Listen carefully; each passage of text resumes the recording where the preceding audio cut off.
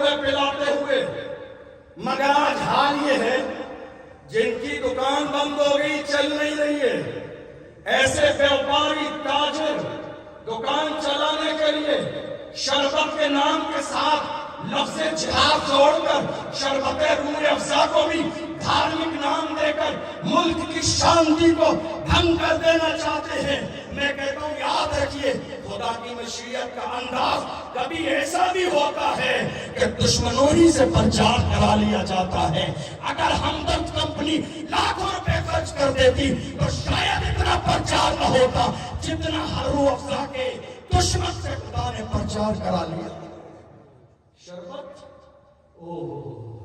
حیرانی کی بات یہ ہے، وہ روح افزا جس کو پینے کے بعد دماغ تازہ ہو جاتا ہے، دل و دماغ سکون میں آ جاتا ہے۔ تقریباً 1906 سے جس کو بنایا گیا 118 سال ہو گئے، 4 پیڑھیاں گزر گئی منتے بناتے ہوئے۔ اور جا کے دیکھ لیجئے ہمدرد کمپنی میں انٹرویو دیکھ لیجئے، اس کے تمام بڑے عہدوں پر نان مسلم ذمہ داری نبھاتے ہیں۔ ان سے پوچھا گیا کیا تمہارے ساتھ کوئی بدسلوکی کی جاتی ہے؟ کہا نہیں، ہمارا تو تہوار آتا ہے، ہم اپنے گھر سے اچھا تہوار یہاں مناتے ہیں۔ یہ ہمارا انداز ہے۔ آپ نفرت کی بات کر رہے ہیں، ہماری ذات سے نفرت، ہماری زبان سے نفرت، اب ہماری کھانے پینے والی چیزوں کے ساتھ بھی نفرت باضابطہ جوڑنے کی کوشش کی جا رہی ہے۔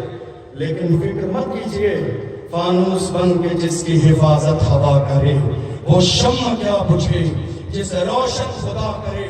آج نفرت کا حال یہ ہے، نفرت کا حال آج کی تاریخ میں یہ ہے، قوم مسلم کو گری نظر سے دیکھا جا رہا ہے اور کہا جاتا ہے ارے یہ تو پنچر بنانے والے لوگ ہیں، پنچر بناتے پنچر۔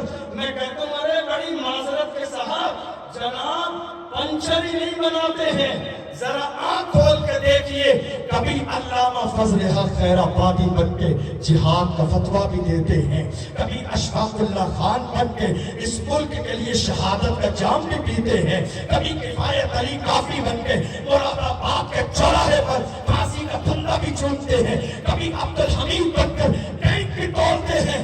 اور موجودہ دور میں جب بات ملک کی عظمت کی آتی ہے تو صوفیہ قریشی نے بتا دیا ہے مسلمان صرف پنچر نہیں چھوڑتے ہیں، دشمنوں کے حوصلے بھی توڑ دیتے ہیں۔ نعرہ تکبیر، اللہ اکبر، نعرہ رسالت، یا رسول اللہ۔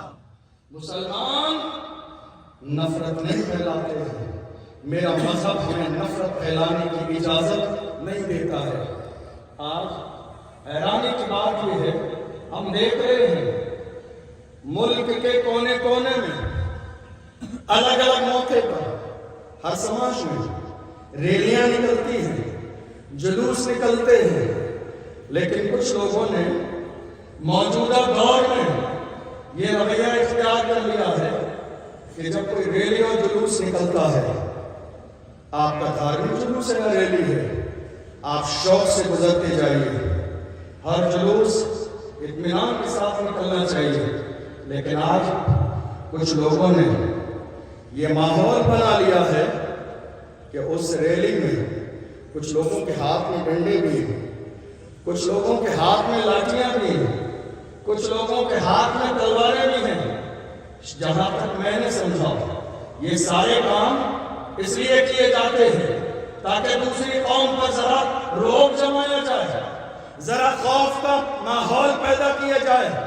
میں صرف شہر کی بات نہیں کر رہا، ملک کی بات کر رہا ہوں۔ حالات ایسے ہیں، کبھی کبھی ہنسی آتی ہے اور ان سے ہاتھ جوڑ کے کہتا ہوں یہ جھنجھنے اور کھلونے اپنے پاس ہی رکھیے، یہ جھنجھنے اور کھلونے آپ کس کے سامنے لے کے گزر رہے ہیں؟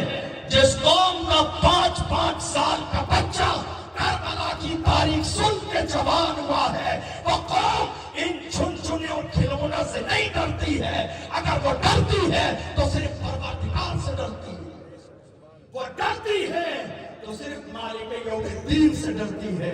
افسوس ہمارے شہر میں جلوس نکلتا ہے، میلاد النبی، محرم کا جلوس، کئی موقعوں پر احتجاجی ریلیاں بھی،